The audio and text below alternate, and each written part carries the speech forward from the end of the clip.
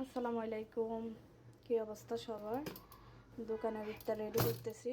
আজকে দোকানে হচ্ছে যে এখানে হচ্ছে ফালুদা দেব, তারপরে দেব হচ্ছে যে এই যে চিকেন পাস্তা ঘরোয়াভাবে রান্না করেছি। এখানে হচ্ছে আপেল আর হচ্ছে নাশপাতি, এখানে হচ্ছে মালটা, খেজুর, এখানে হচ্ছে পেঁপে, আঙুর,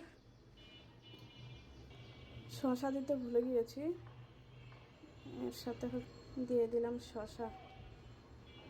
এই হচ্ছে আমার আজকের দোকানের ইফতার।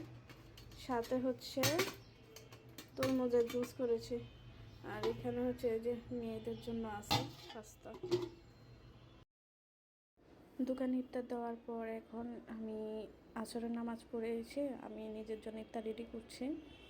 এখানে হচ্ছে টক দই নিয়েছি হাফ কাপের মতো, নিয়েছি একটা কলা, দেন তারপর পরিমাণ মতো একটু পানি দিয়ে আমি হচ্ছে ব্লেন্ড করে নিয়েছি। তো এটা ছিল আমার শরবত, আর সাথে এখানে ফল নিয়েছি আর পানি নিয়েছি, একটা নিয়েছি শসা। তো এই ছিল আমার হেলদি ইফতার। তো সবাই ভালো থাকবেন, সুস্থ থাকবেন, আমাদের জন্য দোয়া করবেন। আল্লাহ হাফেজ।